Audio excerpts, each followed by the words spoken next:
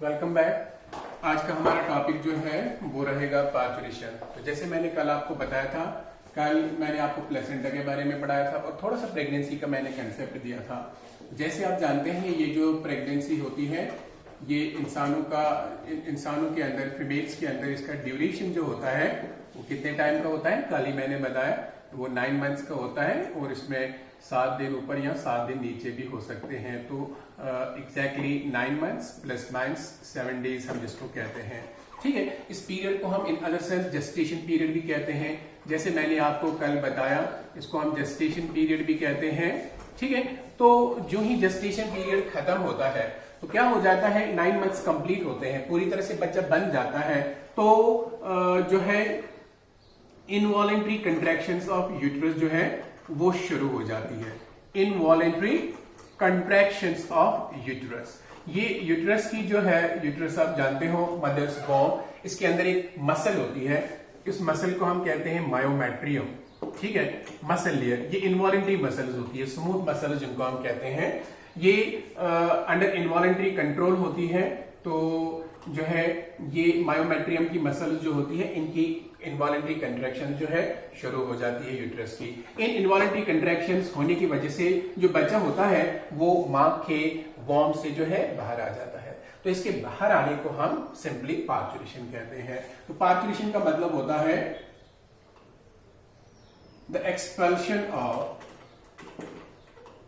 और delivery, the expulsion और delivery of full formed young one, जब पूरी तरह से जो है बच्चा बन जाता है, full formed young one from the body of mother, from the uterus of mother.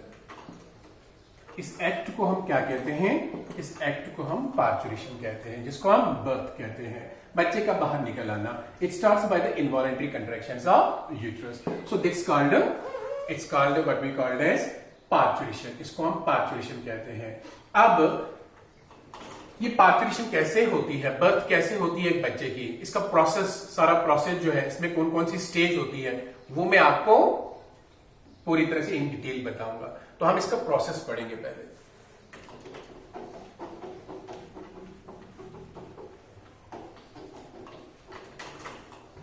ठीक है, तो ये प्रेगनेंसी के प्रोसेस में क्या हो जाता है, जैसे मैंने आपको कहा, प्रेगनेंसी जो है, पार्चुरेशन के प्रोसेस में क्या हो जाता है, ये जो पार्चुरेशन है, बर्थ है, बच्चे का जन्म जो है, जन्म लेना, ये इंड्यूस होता है दोनों चीजों से। एक इसको कंट्रोल करता है नर्वस सिस्टम, नर्वस सिस्टम का तो अल्टीमेट कंट्रोल रहता ही है, और दूसरा इसको कंट्रोल करता है hormones from different endocrine glands of, hormones from different endocrine glands of, different endocrine glands of mother, endocrine glands of mother. जो ये मां होती है, ठीक है, इसके अंदर बहुत सारे जो एंडोक्राइन ग्लैंड्स होते हैं, उनसे जो हार्मोन्स रिलीज होते हैं, वो भी इसको जो है कंट्रोल करते हैं, इंड्यूस करते हैं। So parturition is induced both by the nervous system as well as the hormones that came from different endocrine glands of the mother. तो वो दोनों इनको कंट्रोल करती है। अब जो है ये जो पार्चुरेशन है, ये जो बर्थ सिग्नल्स है, ये शुरू कहां से होते हैं, जब पूरी तरह से एक बच्चा जो है बन जाता है मां के वॉर्म में, मां के यूट्रस में, जब ये 9 महीने का जेस्टेशन पीरियड कंप्लीट करता है, पूरी तरह से तैयार हो जाता है, अब ये हेड डाउन आ जाता है। ठीक है, तो अब ये डिलीवर होने के लिए तैयार होता है। तो डिलीवर होने के लिए ये क्या कर, डिलीवर होने के लिए जो है सिग्नल्स आ जाते हैं, बर्थ सिग्नल्स आ जाते हैं। वो सिग्नल्स जो है वो बर्थ को जो है शुरू करते हैं, बच्चे के जन्म लेने को शुरू करते हैं। वो बर्थ सिग्नल्स कहां से आते हैं, वो खुद शुरू हो जाते हैं इसी फुल फॉर्मेड फीटस से, इसी फुल फॉर्मेड फीटस से, और पूरी तरह से जो मैच्योर हुआ प्लेसेंटा होता है। ठीक है, एक प्लेसेंटा जो होता है, जो कल मैंने आपको पढ़ाया प्लेसेंटा क्या होता है, उस प्लेसेंटा से और इस पूरी तरह से बने हुए बच्चे से, फीटस से, ये सिग्नल जो है शुरू हो जाते हैं। ये सिग्नल्स को हम क्या कहते हैं, ये बर्थ को जो है शुरू करते हैं, और इस सिग्नल को हम कहते हैं फेटल इजेक्शन रिफ्लेक्स, इसको याद रखना, कभी डिफाइन करने के लिए आएगा, what do you mean by foetal ejection reflex. तो जो ही ये फीटल इजेक्शन रिफ्लेक्स होता है, इससे क्या होता है, there is a quick release of, इसके होने के बाद ही क्विक रिलीज होता है एक हार्मोन का, उस हार्मोन का नाम है जिसको हम कहते हैं ऑक्सीटोसिन। क्या कहते हैं, ऑक्सीटोसिन। जैसा आप जानते हैं ऑक्सीटोसिन कहां से निकलता है, it is released from the posterior lobe of maternal pituitary gland. मां का जो पिट्यूटरी ग्लैंड होता है उसके पोस्टीरियर लोब से फीटल इजेक्शन रिफ्लेक्स के बाद एक क्विक रिलीज हो जाता है ऑक्सीटोसिन का। तो ये ऑक्सीटोसिन हार्मोन जब रिलीज होता है तो ये क्या करता है, ये स्टार्ट करता है इनवॉलेंट्री कंट्रैक्शंस। क्या करता है, इनवॉलेंट्री कंट्रैक्शंस ऑफ यूट्रस। ठीक है, यूट्रस की इनवॉलेंट्री कंट्रैक्शन, जैसे मैंने अभी कहा मायोमेट्रियम जो होता है, स्मॉल मसल जो होती है यूट्रस की, वो कंट्रैक्ट होना शुरू होती है और बच्चे को एक प्रेस लगकर जो है बच्चा नीचे नीचे आना शुरू हो जाता है। इस प्रकार एक फीमेल में पेन्स शुरू होती है, उन पेन्स को हम कहते हैं लेबर पेन्स। ठीक है, चाइल्ड बर्थ का जो सारा जो प्रोसेस होता है इसमें पेन्स तो रहती ही है एक मदर को। ये पेन्स जो है ये शुरू होती है इन्हीं कंट्रैक्शन से, इनको हम कलेक्टिवली कहते हैं लेबर पेन्स। क्या कहते हैं, लेबर पेन्स। डिलीवरी के जो सभी जो स्टेज होता है इनको कलेक्टिवली हम लेबर पेन्स कहते हैं। तो during and just before and during these labour pains there is a release of large amount of this hormone, that hormone is called oxytocin. Now as you know, this hormone is initially responsible for the birth of the young one, the parturition. Now delivery of the young one, this causes the contractions of the uterus. With this, there is a release of one more hormone from placenta, from the mother. That hormone is called relaxin.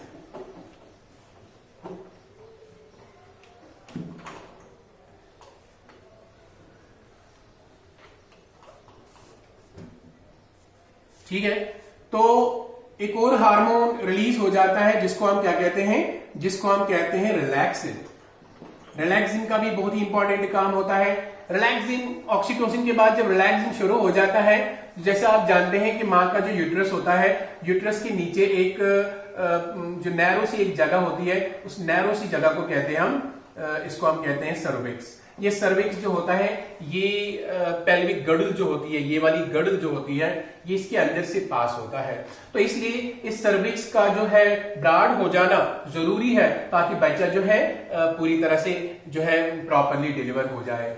इसका broad होना जरूरी है। इसके लिए और hormone होता है जिसको हम क्या कहते हैं, रिलैक्सिन कहते हैं। ये रिलैक्सिन जो होता है ये क्या करता है, ये फ्लेक्सिबिलिटी करता है। It causes the flexibility of pubic symphysis. Pubic symphysis, जैसे मैंने आपको कहा पेल्विक गर्डल जो होती है,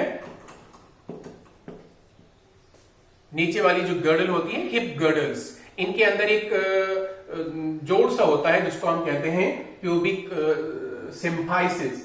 तो इनकी जो है फ्लेक्सिबिलिटी इंक्रीज हो जाती है, अंडरस्टैंड, पेल्विक गर्डल में। और क्या हो जाता है इस रिलैक्सिन की मदद से, इस रिलैक्सिन की मदद से जो sacro इलिएक and sacro कोसिजियल,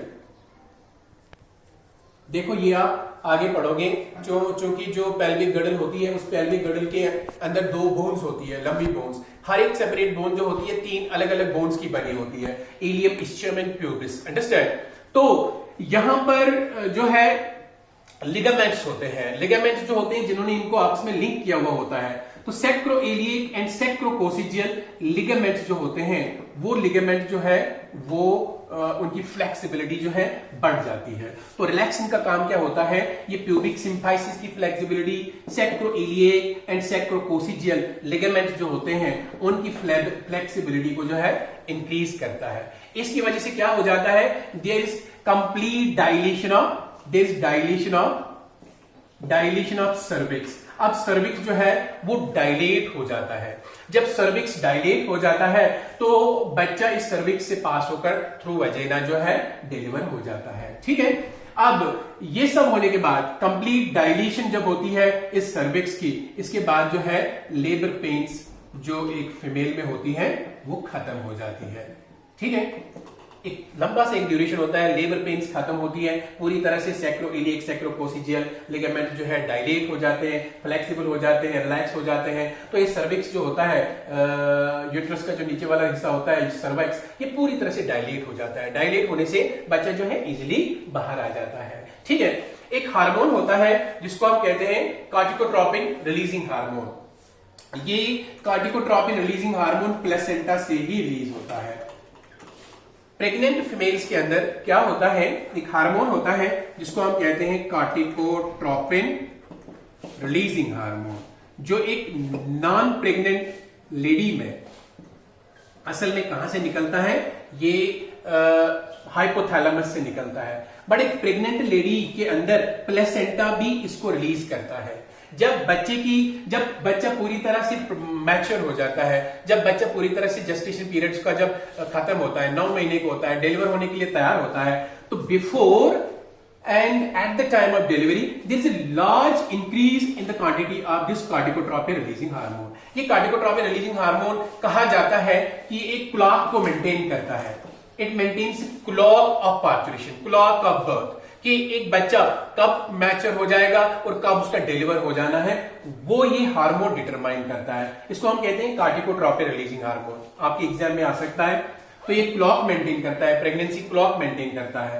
eight the time of delivery, at the end of pregnancy इसकी कंसेंट्रेशन बढ़ जाती है। ठीक है, जिसकी वजह से डिलीवरी हो जाती है। कभी कभी क्या हो जाता है, किसी लेडी में प्रीमैच्योर बर्थ हो जाती है। उस टाइम क्या हो जाता है, before the completion of 9 months corticotropin releasing hormone जो है वो बहुत ज्यादा रिलीज हो जाता है। तो this causes the premature birth. इससे क्या हो जाता है, इससे premature birth of young one होती है। तो कभी कभी किसी लेडी में eight the time of pregnancy इसकी रिलीज कम हो जाती है। तो इससे क्या हो जाता है, इसका जो है बच्चे का जो जन्म होता है वो एक्सपेक्टेड डेट के बाद हो जाता है, यानी नॉर्मली 9 मंथ्स के बाद जो है डिलीवरी हो जाती है। ठीक है, क्योंकि इस हार्मोन का रिलीज कम हो जाता है। तो अब जो है 2-3 स्टेज मैंने पढ़ानी है। पहले क्या होता है, दूसरा क्या होता है, तीसरा क्या होता है, जिनको हम कहते हैं स्टेजेस ऑफ लेबर पेन्स। जो भी लेबर पेन्स होती है इस फीमेल के अंदर, यानी जो भी ये डिलीवरी का एंटायर टाइम जो होता है ये कुछ घंटों का होता है। तो इसको हम कलेक्टिवली पढ़ेंगे स्टेज ऑफ लेबर पेन्स। है, देखो ध्यान रखो आप, लेबर पेन्स को 3 स्टेज में जो है डिवाइड किया गया है। पहला होता है स्टेज ऑफ डायलेशन। क्या होता है, स्टेज ऑफ डायलेशन।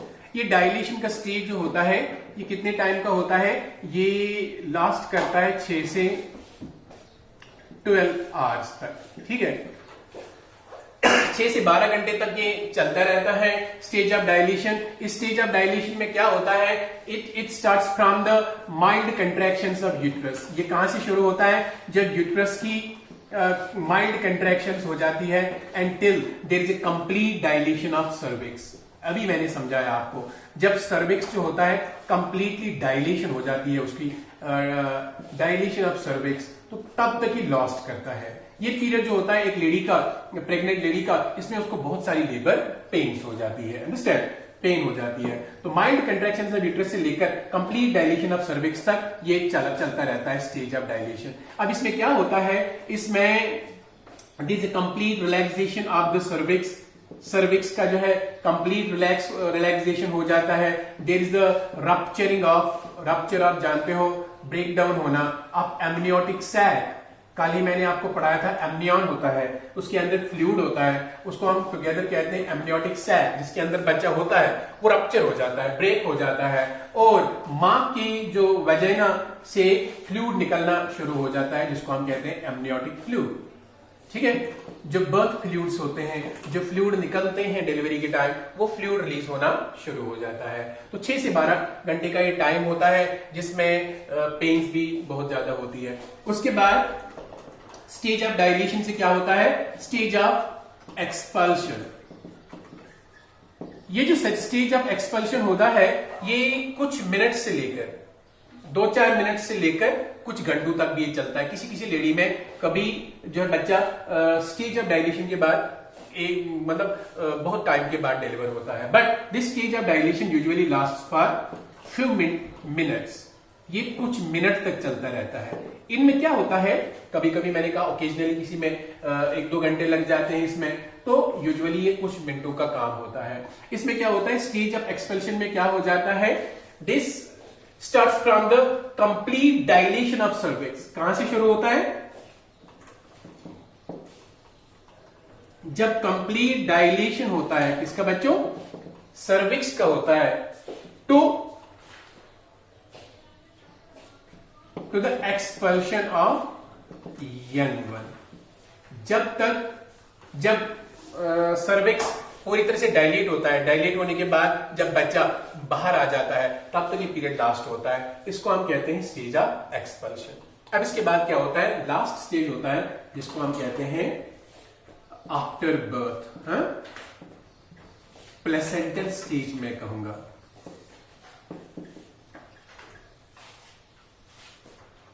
इस स्टेज में क्या होता है, जो ही बच्चे का जन्म होता है, जब बच्चा बाहर आता है उसके बाद एक स्ट्रक्चर जो बना हुआ होता है बच्चे और मां के बीच में, जिसको हम कहते हैं प्लेसेंटा। ये प्लेसेंटा जो होता है ये भी मां के यूट्रस से बाहर आ जाता है। पावरफुल कंट्रैक्शंस, एक छोटा सा पीरियड होता है जिसमें बहुत पावरफुल कंट्रैक्शंस हो जाती है किसकी, यूट्रस की। वो पावरफुल कंट्रैक्शन जो है वो इस प्लेसेंटा को बाहर निकाल देते हैं, ठीक है। ये प्लेसेंटा जो है जब ये बाहर निकल आता है, इसका एक एडवांटेज ये भी होता है, ये पावरफुल कंट्रैक्शंस की वजह से जो पहले मां के अंदर एंडोमेट्रियम के अंदर जो ब्लड वेसल्स जो बर्स्ट हुई होती है, अब वो सिकुड़ जाती है, अब वो जो है वो ब्लड वेसल्स जो है अब सील हो जाती है, तो ओवर ब्लीड होना अब खत्म हो जाता है।